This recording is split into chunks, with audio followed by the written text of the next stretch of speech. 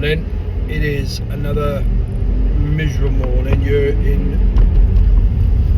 Actually, it's not too bad. I'm lying, it's not miserable. It's another early morning though. And it's another 5:30 start. But I'm feeling really fresh this morning. I slept really well. Slept all the way through until 5:30, which is really good. Bit of a cough this morning. That's because played in the blaming rain yesterday in football. Gotta be honest, this five-a-side stuff, really loving it. Every Wednesday, boom, without fail, we play. You know, come rain or shine, we play. We're getting good numbers now. It's a good, decent quality. But I had a flipping nightmare yesterday.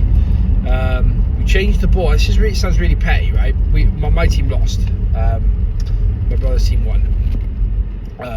So we obviously, those of you who watched before, we both playing goals for different sides, and then they swap the players around, but the keepers stay the same.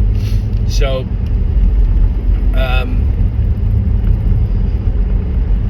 decent game, but I had a nightmare yesterday. Like simple things that I normally save quite easily yesterday, shots just flying past me. And part of the reason, and people are going to laugh at this because they did last night, is we changed the ball. So we changed from a yellow ball to a pink ball, and it was so much different trying to see it in the dark, man. It was like, by the time I'd seen it, it was already flying past me. It's mad. Or I'd misconceive how far away it was, like put my foot out to stop a shot, and it goes straight past him. So yeah, it got me thinking of when you change stuff in as a leader.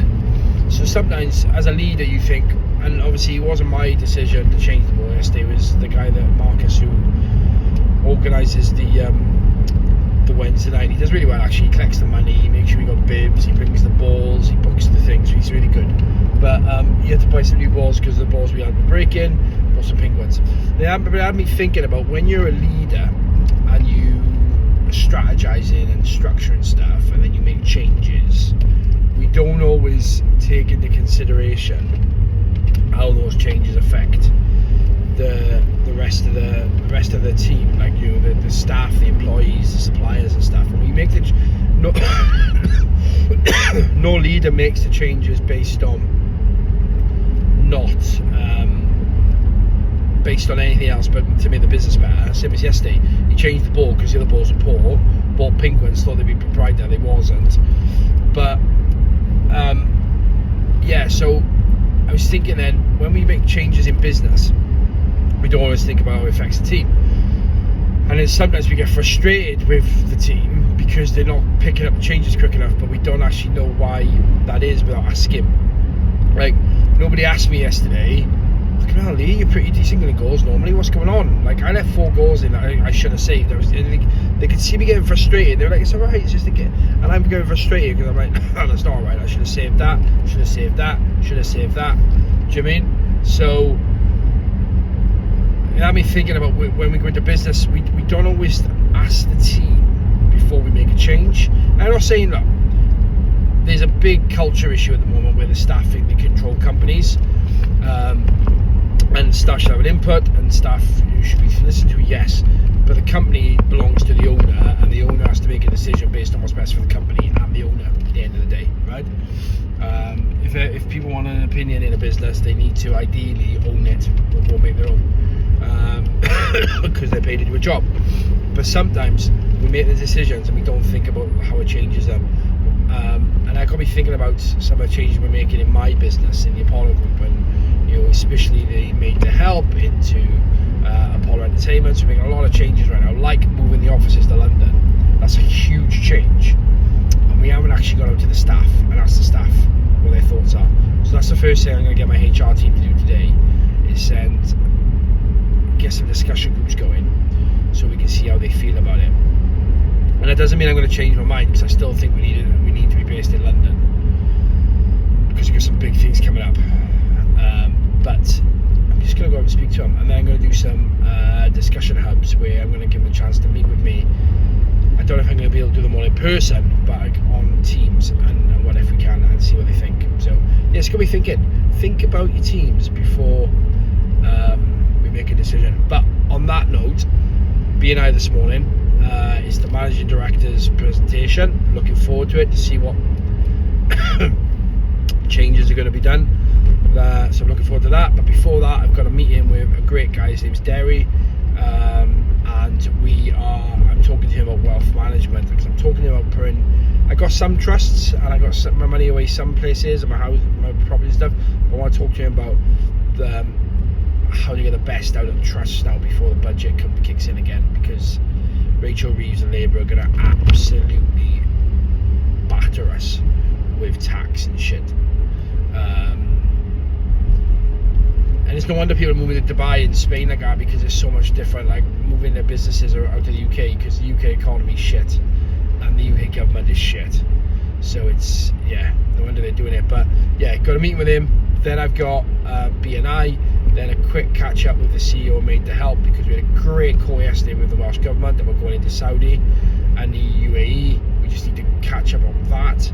And then I'm meeting a group of our cleaning staff to get some feedback on them, because there's some stuff we need to look at.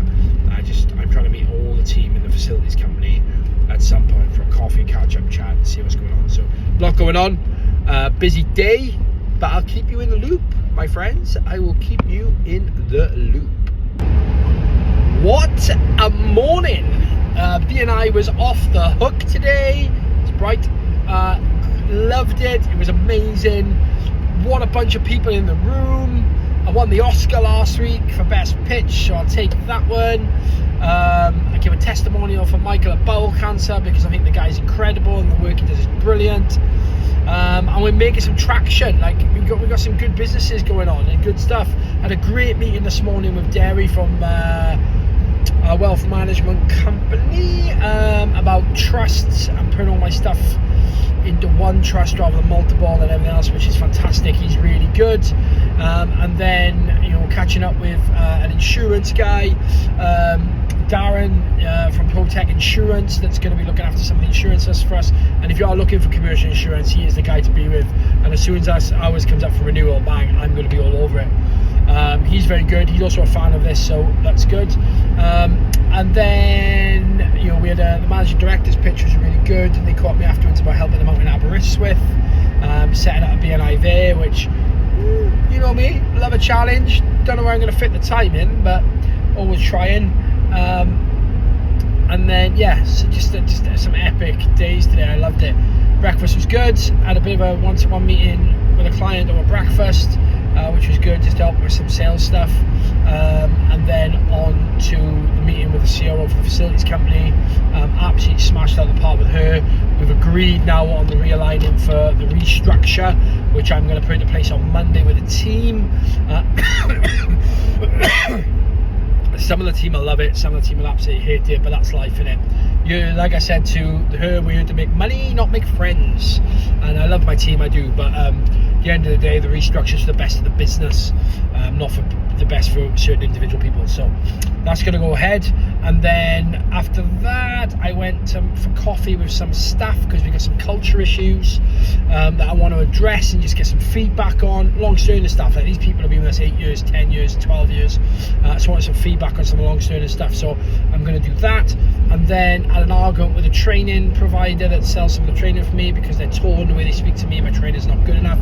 So I threatened to pull stuff off them, because I'd rather not deliver training for them if they're going to do shit like that. So speak to people with respect. I don't speak to them at all. Don't condescend. And if you did your job probably better in the first place, we wouldn't have to go above your head. So don't speak to me like a dickhead, and don't speak to my team like a dickhead. I won't have it, because at the end of the day, we're all one person. Do you know what I mean? We're all people at the end of the day, and and the leaders of that business are absolutely fucking useless, because if they wasn't, then we wouldn't have these issues. When we got stuff being sent that's not even right, we haven't got the right candidates, we got nothing sent, and we got to chase it all, and then they one slight mistake and they want to talk people like shit.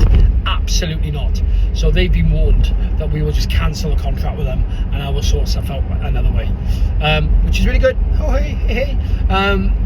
And then now I'm driving to parents' evening, so I'm going to do parents' evening I need to sort that out, and once I've done parents' evening, I'm going to flip back to another meeting for some finance for the pub chain, and then we will be doing admin for the rest of the night. So I'm really busy because I've got really busy again tomorrow, and as you know, I'm trying not to work all weekends. But Sunday we have got an amazing start of the girl group. So the girl group comes together for the first time on Sunday. We get to see how we're gonna gel. I want to see how they talk and how they get on, and have a bit of a conversation, and then see how we go.